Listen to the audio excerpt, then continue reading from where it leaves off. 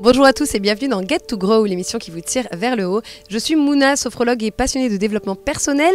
Je suis heureuse de vous retrouver tous les dimanches à 17 h pour cultiver notre tranquillité intérieure.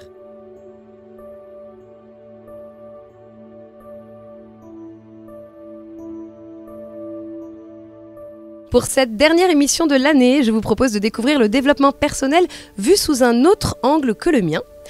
Jemila, l'animatrice de l'émission Yes Harmony, prend le rôle de l'invité pour nous parler de thérapie familiale, de coaching en épanouissement personnel et je suis ravie de la recevoir. Bonjour Jemila. Bonjour Mouna, bonjour à tous les auditeurs. Alors comment te sens-tu de l'autre côté du micro aujourd'hui ? Plutôt bien ma foi. Alors Jemila, tu partages beaucoup sur l'épanouissement personnel dans ton émission. Comment ces enseignements influencent-ils ou ont-ils influencé ta vie quotidienne et tes relations ? Comment ça a influencé Eh bien tout simplement, à l'heure d'aujourd'hui, je me sens plutôt épanouie. Surtout en paix avec moi-même et en paix avec la vie en fait. Ça m'a permis vraiment, ce sont des outils qui m'ont permis vraiment de mieux me comprendre, de mieux me connaître, c'est ce que je dis d'ailleurs dans mon émission. Et du coup de m'accepter, tout simplement, de plus être en lutte, de savoir mais pourquoi, ou de se tourner peut-être en victime de la vie, etc. Et du coup vraiment de me sentir en paix avec moi-même. Pourrais-tu nous expliquer en quoi consiste du coup le coaching en épanouissement personnel et à côté la thérapie familiale ? Oui, alors du coup le coaching en épanouissement personnel, en fait le coaching de vie, c'est vraiment où la personne va venir, on va traiter des sujets très divers, comme en sophrologie d'ailleurs. Il n'y a pas de limite, il n'y a pas de barrière, donc ça peut être des problématiques, on va dire, que ce soit relationnelles, émotionnelles, professionnelles, voilà, des choses du quotidien. Et on va venir, en fait, la personne va venir avec... on va définir avec elle un objectif sur quoi elle va vouloir travailler. Et à travers cet objectif, en fait, on va venir avec des outils de coaching. Il y aura des prises de conscience, en fait, par rapport à ça. Et ensuite, après, la personne va venir mettre des actions en place pour atteindre son objectif. Donc là, d'où le mot du coaching, tu vois, parce que du coup, moi, je suis vraiment là pour éclairer la personne et lui montrer qu'en fait, elle a les ressources en elle, qu'en fait, elle a les clés en elle, mais qu'en fait, elle ne sait pas qu'elle a les clés. Et ça, c'est le coaching. Et après, la thérapie familiale, ça va être plus... donc, ça s'adresse aux parents, aux enfants, aux ados, etc. Et ça va être plus, on va dire... il va y avoir de l'écoute, du soutien à la parentalité, du conseil en parentalité, parce que du coup, je suis aussi formée à l'éducation positive. Et il y aura de la médiation familiale aussi, parce que du coup, quand on traverse des crises, des conflits, des choses comme ça, et bien du coup, c'est là où je vais plutôt faire de la médiation familiale, pour que chacun puisse être entendu et compris, et que la famille retrouve une harmonie. Tu vas un peu au cœur de l'action, en fait, du coup. Oui, tu vas dans le conflit pour essayer de démêler direct. Un petit peu tout ça. Quels sont les avantages, tu dirais, donc, pour toi, de combiner justement ces deux méthodes, la thérapie familiale et le coaching ? Oui, pour moi, c'est vraiment un avantage, parce qu'en plus, avant de me former notamment au coaching, on va dire général, je voulais me former, tu sais, au coaching parental. Et du coup, je me serais un peu cloisonnée dans une seule branche, on va dire, du coaching. Et en fait, j'ai suivi une formation de coaching, on va dire, générale, du coaching de vie, et j'ai aussi une formation donc, en éducation positive, en parentalité. Et en fait, de combiner les deux, en fait, ça me permet vraiment, notamment quand j'ai des personnes que c'est pas forcément des parents, ou c'est des gens voilà, qui viennent avec un problème pas forcément qui concerne la famille ou leur parentalité, pardon. Ça me permet vraiment d'aller comprendre l'enfance peut-être qu'ils ont vécue ou leur fonctionnement, parce que du coup, je peux vraiment aller comprendre l'évolution qu'il y a eu, la construction de la personne, parce que du coup, j'ai toutes ces connaissances de comment l'enfant se développe. Tu peux faire le lien, disons, quand tu vois... C'est ça. Et il y a un truc que j'aime bien dire et que j'ai compris aussi à force du temps, c'est que, en fait, que là, aujourd'hui, on se considère comme des adultes, mais en fait, avant d'être des adultes, on a été des enfants, et en fait, on est juste... tous encore des enfants, mais on a un corps qui a vieilli, qui a grandi, on a plus d'expérience, de maturité, mais on est toujours la même personne. Donc en fait, ça me permet vraiment de lier les deux, et donc je pense d'aller un peu plus loin peut-être quand on a une problématique qui vient peut-être juste, par exemple, qui est arrivée depuis l'âge adulte, et bien du coup, on va pouvoir aller creuser un peu plus sur le côté familial, l'entourage, et puis le côté aussi enfance pendant la construction. T'es outillée au complet, quoi. Voilà, j'essaye. Tu peux voir parfait. Je trouve ça très vrai ce que tu as dit sur le fait qu'on est tous de grands enfants. Oui. On ne peut pas dissocier l'adulte de l'enfant qu'on était, on est toujours la même personne. Oui. Et nos émotions, c'est vrai qu'on en parlait la dernière fois, mais restent les mêmes, il n'y a que la manière de les exprimer qui change. C'est ça. J'aime beaucoup, Djemila. Quels étaient donc les outils et les méthodes? Parce que j'imagine que tu as appris, tu as dû travailler sur toi pendant ta formation. Donc, est-ce que tu aurais des outils, des méthodes qui t'ont aidé et que tu as apprises lors de ces formations que tu souhaiterais peut-être partager avec les auditeurs? Oui, c'est vrai que c'est une formation qui est très complète parce que c'est sur 1 an et que c'est une formation où, en fait, avant de pouvoir aider les autres, il faut d'abord s'aider soi. Bien sûr. Et du coup, là, on chiale. C'est vraiment, il y a tout un bloc sur la connaissance de soi où on va aller voir les émotions, les blessures. Donc, on vient remuer toutes les choses là qui sont bien pas très agréables à vivre. Et pas du tout agréables, mais qui sont nécessaires parce que c'est très important de se connaître. Et puis, du coup, de s'aider soi. Et du coup, s'il y avait des outils que je... donc, j'irais peut-être la communication non violente, parce que du coup, on a eu aussi un bloc sur ça, sur la communication non violente, d'apprendre à communiquer avec non-violence. Et puis aussi, peut-être aussi tout ce qui est outils de coaching, et notamment des outils comme le saboteur ou des choses comme ça.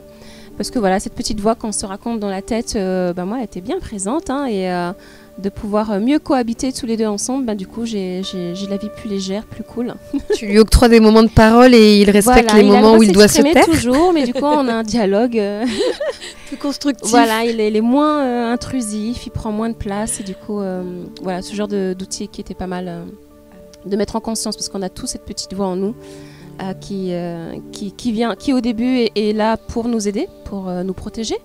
Et qu'en fait, après, en grandissant, en prenant, au fil des années, elle prend tellement de place que du coup, après, ça devient contre-productif, j'ai envie de dire, pour soi, en fait. Alors, tu parlais, juste au début de la question, tu parlais de la communication non violente. Donc, pour les auditeurs qui nous suivent, Djemila a fait une émission sur la communication non violente, d'ailleurs, où elle explique un petit peu plus ce que c'est et à quoi ça sert. Voilà, c'était pour la petite... Qui puisse retourner et retrouver l'émission. Oui, et puis en savoir un petit peu plus, parce que c'est vrai que, pour le coup, c'est très intéressant pour avoir suivi ton émission. Tu parlais des changements, des changements profonds que ça a provoqué, qu'effectivement, avant d'aider les autres, il faut être au clair avec soi-même, parce que c'est le propre de tout thérapeute. Concrètement, ça se déroule comment, une séance de thérapie ou de coaching ? Alors concrètement, déjà il y a un premier contact téléphonique. Ça peut être aussi par écrit, donc sur tout ce qui est boîte de messagerie, etc. Mais en général c'est par téléphone. Là la personne donc prend rendez-vous, m'explique sa problématique. Quand c'est pour soi, donc on va dire que la personne prend le rendez-vous, elle m'explique brièvement le pourquoi. Et ensuite pendant la séance, on va encore mieux définir qu'est-ce qu'elle attend de ces séances, qu'est-ce qu'elle attend de ce travail. Quel est l'objectif en fait de venir me voir, comment moi je vais pouvoir l'aider ou l'accompagner, et puis ensuite après les outils en fait ça vient vraiment par intuition, et puis des fois j'utilise pas forcément d'outils, ça va être que de l'écoute active et en fait à la personne, même dans l'écoute active en fait, dans la relation d'aide, elle va avoir des prises de conscience. Voilà, et parce qu'en fait le fait de se parler, d'exprimer, de s'entendre parler, en fait on prend conscience, on prend du recul, on fait pause en fait sur ce qu'on est en train de vivre, et du coup on prend conscience des choses qu'on est en train de vivre. Je sais pas si c'est très clair, mais c'est très très clair. Voilà. Et après ça par contre, moi j'aime toujours repartir sur des actions à mettre en place pour que la personne puisse avancer dans son cheminement et agir, être acteur de son cheminement en fait. Pour ce qui est thérapie familiale, ça dépend toujours de la problématique. Des fois, c'est des parents qui vont m'appeler parce que l'enfant a un problème, ou il y a un truc qui ne va pas. Et des fois, j'ai juste besoin de voir juste le parent. Je n'ai pas forcément besoin de rencontrer l'enfant. Des fois, je vais rencontrer que l'enfant, ou des fois les deux. Ça dépend vraiment de la problématique et puis des personnes en fait, qui sont en face de moi, tout simplement. Okay. Les demandes que tu reçois le plus en cabinet? Alors, j'ai vraiment de tout. Donc pour tout ce qui est thérapie familiale, j'ai souvent quand même, mon enfant a un problème. Donc c'est souvent lié à la colère ou à la peur, ou peut-être même des fois beaucoup de tristesse, de la dépression des enfants. Il peut y avoir aussi les disputes dans les fratries, il peut y avoir des problèmes avec les ados, parce que du coup les ados sont adorables. J'aime beaucoup. Non, c'est des périodes difficiles et du coup souvent le parent a besoin d'être accompagné et l'ado aussi.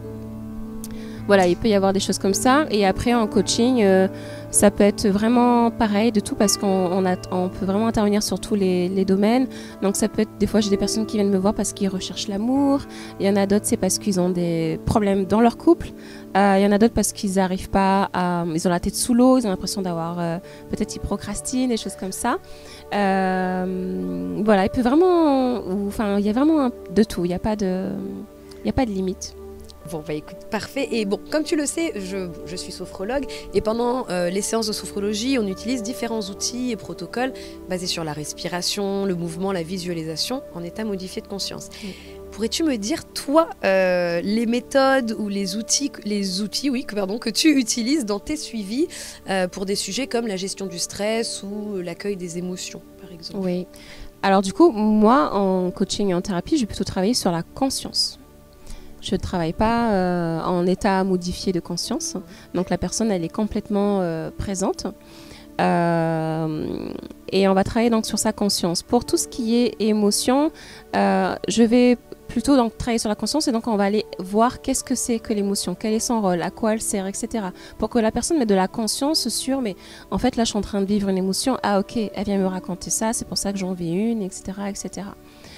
Et après, du coup, je peux donner des outils de comment il peut la gérer derrière, qu'est-ce qu'il pourrait faire, etc. Mais souvent, je demande à la personne qu'est-ce qu'elle pense pouvoir faire. C'est pas moi qui donne les idées, tu vois, pour que ça vienne d'eux. Et ensuite, pour tout ce qui va être gestion du stress, ça va être plutôt comme... Pour moi, le stress, c'est un état c'est un comportement déjà que on va venir mettre des mots dessus, on va expliquer. Je vais expliquer qu'est-ce que c'est, à quoi ça sert, que c'est un comportement animal, etc., que c'est quand il y a un danger, etc., blabla. Et que du coup, derrière, il y a souvent une peur. Et je vais utiliser, par exemple, le mental versus la réalité. Tu vois, on va aller... voilà. Et puis, on va aller voir qu'est-ce que te raconte ton mental, qu'est-ce que te raconte la réalité. Et du coup, ça permet d'aller d'aller descendre le stress, par exemple ce genre d'outil pour la personne. Donc complètement, tu lui donnes les clés en fait pour rationaliser un petit peu ce qui se passe pour que la personne puisse mettre des mots sur ce qu'elle est en train de vivre. C'est vraiment pour rationaliser et que du coup le stress, il n'a plus lieu d'être et du coup il descend. Et on met un peu à distance. C'est ça, je comprends. Exactement. Mais génial. Merci beaucoup Jemila pour ces précisions. Donc vous voyez messieurs, dames, Jemila travaille sur le conscient, moi je travaille sur l'inconscient. Donc il existe une multitude de méthodes qui peuvent s'adapter et convenir à tout un chacun. À vous de trouver là où les méthodes qui vous conviennent le mieux. Et pour finir, pour réserver une séance, Jemila, où pouvons-nous te joindre ou te trouver? Oui, tout à fait. Donc, vous pouvez m'appeler directement sur mon portable, le 93 18 36, ou sur ma page Facebook et Insta. Donc, Facebook, c'est Harmonie NC, et Instagram, c'est Harmonie-8 Nouméa. Merci infiniment Jemila d'avoir répondu à toutes mes questions et de nous avoir fait découvrir ton métier. Oui, merci à toi Mouna. Avec plaisir. Alors voilà chers auditeurs, c'était une plongée fascinante dans le monde du coaching en épanouissement personnel et de la thérapie familiale avec la merveilleuse Jemila Bouteille. Nous espérons que cette émission vous a apporté éclaircissement et peut-être même inspiré à explorer davantage votre propre développement personnel. Merci à toutes et à tous d'avoir été avec nous aujourd'hui. Jemila et moi vous souhaitons de très bonnes fêtes de fin d'année. Joyeuses fêtes et n'oubliez pas, restez curieux et prenez soin de vous.